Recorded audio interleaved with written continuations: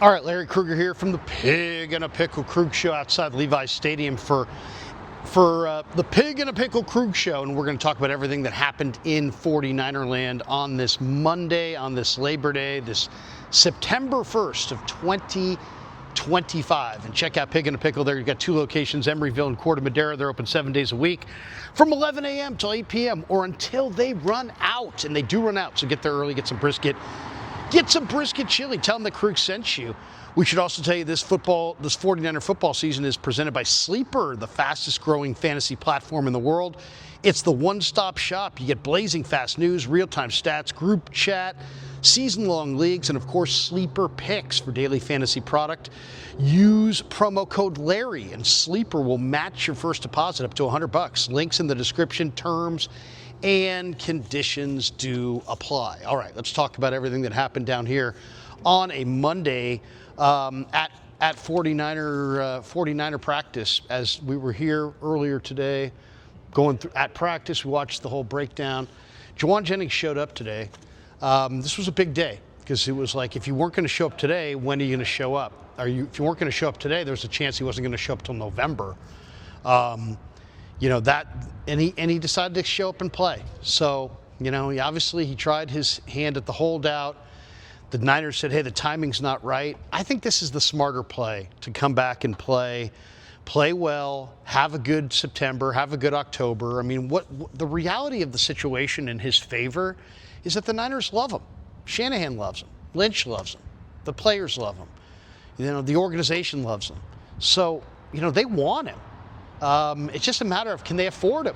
And at what price is he going to be at? And so on and so forth. He returned to practice today. He showed no ill effects from the calf. We did not get a chance to talk to him. The Niners PR staff did not make him available today.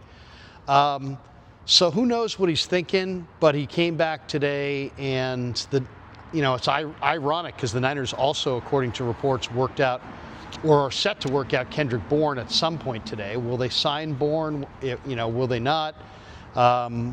Before Seattle? I mean, that's really the question. Will Kendrick Bourne get a roster spot? The one guy who wasn't at practice today was Jordan Watkins. He was not practicing. He's still coming back from that high ankle sprain. But Jauan Jennings, who missed a month of camp and a month of the preseason, was back at practice today. He hugged Lynch, he hugged Shanahan, he dapped up several of his teammates, he horsed around with Ricky Pearsall, and he practiced, and he looked nearly 100%. I mean, if I hadn't told you, hey, this guy's got a calf injury, you never would have known that he had a calf injury at all. I mean, he looked fine. He moved crisply, explosively, he looks lean, he cut very cleanly, he didn't look like he was in any way favoring the calf in any way, so that's great news. So he was out there. He wasn't the only guy to return to practice today, but he was the main story, and we watched a lot of Jauan. He looked really good in the receiver drills. He looked really, really crisp. I mean, he a lot of the calf stuff, it's like, can you make sharp cuts? Can you accelerate? And he didn't show any ill effects from the calf injury at all. Never once did he wince. Never once did he grasp the calf or grab at the calf or rub the calf or anything like that. So I got to think that the calf injury is probably on the back burner. But I think Jauan's making a really good decision, because if he didn't show up, then it's like, he's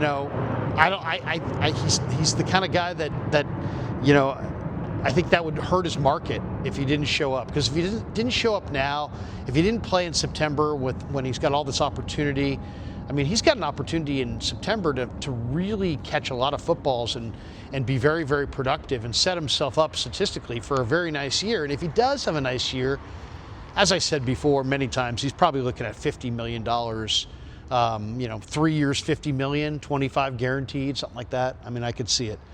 Niners getting ready to take on Seattle at Lumen Field on Sunday. 49ers will roll into this game 2-point favorites in the game. Also returning to practice today were Yatir Gross-Matos, Dom Pooney, Upton Stout, Kalia Davis, and Russell Gage. They were all out there practicing, which is definitely a good sign. Couple other Niner notes that I think are interesting. Interesting article I read this morning on CBS's website by Jeff Kerr, who gave the Niners ceiling and floor for the upcoming year. And I kind of agree with it. I really do. I mean, I know it's a very tight ceiling and floor where some people would say, oh, no, there's more variance to it than that. But he says 12-5 and an NFC title game appearance is their ceiling. And their floor he has at 10-7. So he thinks they're a 10-win team at worst. And I kind of agree, actually. You know, the Niners have the NFL's easiest schedule. They play the AFC and NFC South. You know, they basically have been, you know, a pretty consistent team when they've been healthy under Kyle Shanahan. They win double digits, except in 2020 when they were the most injured team in football and they won 6 games. And then last year they were the most injured team in football and they again won 6 games. The Vegas over-under on the 49ers is 10.5 wins, with the under being slightly favored at -102 and the over, or -118, and the over is sitting at -102. So the under 10.5, so right at 10 wins. You know, maybe some people think they're going to win 9, but I agree with Jeff Kerr that 12-5 is probably their ceiling, and I do think 10-7 is likely their floor. Now, I guess you could probably say, hey, you know, they could be 9-8, but I don't think so. I think they're a 10-win football team. I really do. One of the key factors is going to be, can the Niners win close games? The Niners last year in 2024, they were 2-6 in games decided by 7 points or less. So, you know, it's going to be big. You know, can they win close games? And can they win close games with a relatively young roster? The 49ers, when you look at their roster, they're going to have 6 or 7 players that are going to be first or second year starters going into this year. So, you know, it's like, can they play smart football? Can they do it with young players? Injury-wise, I was looking at some of the injury numbers. The Niners lost 94.1 games in 2022 to injury. Last year, or 2023, that number was 14.1, and they went to the Super Bowl. Last year, they lost 141.2 games, and they won 6 games. So, as far as if you're asking what's the most wins in Niner franchise history, it's 15. 15, the Niners in 1984 went 15-1. Their only loss that year was to the Bengals. That's the best individual season in 49er history. What's the worst season in 49er history? Well, the Niners have won 2 games in a season 4 times in their franchise's history, the most recent being 2016. So yeah, the worst they've ever done is 2, the most they've ever done is 15. One of the things that came out in the last couple of days I thought was kind of interesting is the Niners are going to try to beat the heat this summer by wearing white jerseys more often than not. I'm looking at their week-by-week schedule. They're wearing white week 1 against Seattle. They're wearing white in New Orleans.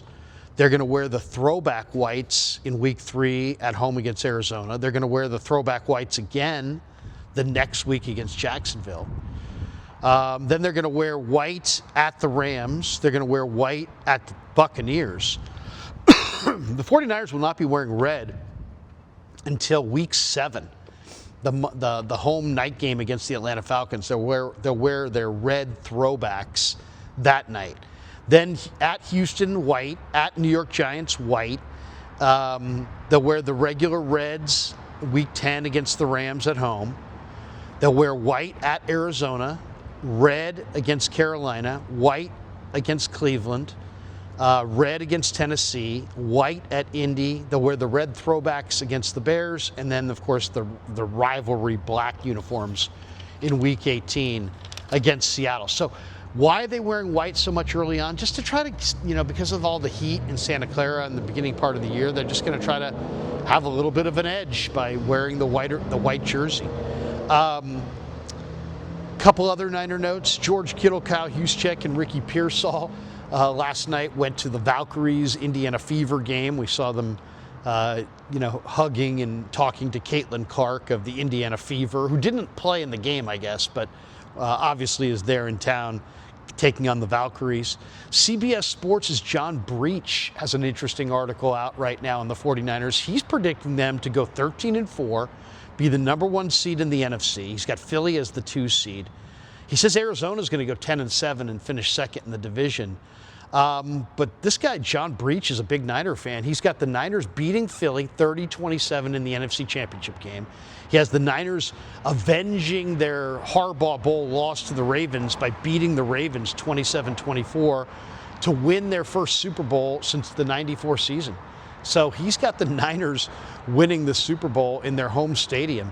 And if that's indeed the case, that they would be the 3rd team in the last 5 years to accomplish that feat. Tampa did it and the Rams did it, winning the Super Bowl in their home stadium. He also, Breach says, has Brock Purdy winning the MVP of the league. He said 2023 Brock finished 4th in the MVP voting. He thinks he's going to take a meaningful step forward this year, and he likes Purdy to win the MVP and the Niners to beat the Ravens in the Super Bowl for all the marbles. Super Bowl 60 right here at Levi's, he says, according to John Breach from CBS Sports, the Niners are going to win that game. And I mentioned before, but we definitely have confirmation that Kendrick Bourne was here today.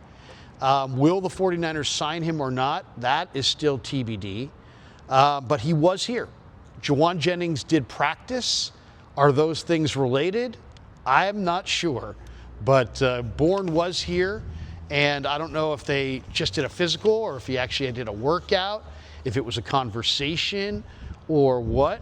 But he was here, and so we'll see. We'll find out here in the next few hours, I'm sure, or maybe tonight, if Kendrick Bourne is indeed going to sign with the 49ers. All right, this video is sponsored by Habas Law. For more than 40 years, Omar Habas and his son Tarek have been standing up for people right here in the Bay Area. They're fierce, relentless attorneys. They don't back down until justice is done. And when you're injured, insurance companies try to minimize your pain and your future. Habas Law makes sure they don't do that. So they know the playbook because they've been battling insurance companies for decades and beating insurance companies for decades. They're great guys. I've met Omar and Tarek many times, and they're great guys. They're what I love about these guys is they're really rooted here in the community. They're official partners of Bay Area institutions like the San Francisco Giants, the San Jose Earthquakes, the San Jose Sharks, San Jose State, Santa Clara. I mean, they're not just advertising in the Bay. They are really aligned with the whole Bay Area community. And I'm big fans of these guys. They're great guys. My dad was, my deceased father was an attorney. My brother is a judge. My sister is an attorney. I would not just recommend any attorney. But man, if you're in a pinch, you need somebody who's really, really good. Habas Law. Check them out. If you need someone that's in your corner, call the firm that insurance companies hope you don't call, right? Habas Law. Habas Law. They'll fight to make it right. Visit their website, habaslaw.com. And thanks to Habas Law for being a proud sponsor of The Krueger Show. And thanks to all you guys for supporting The Krueger Show on YouTube.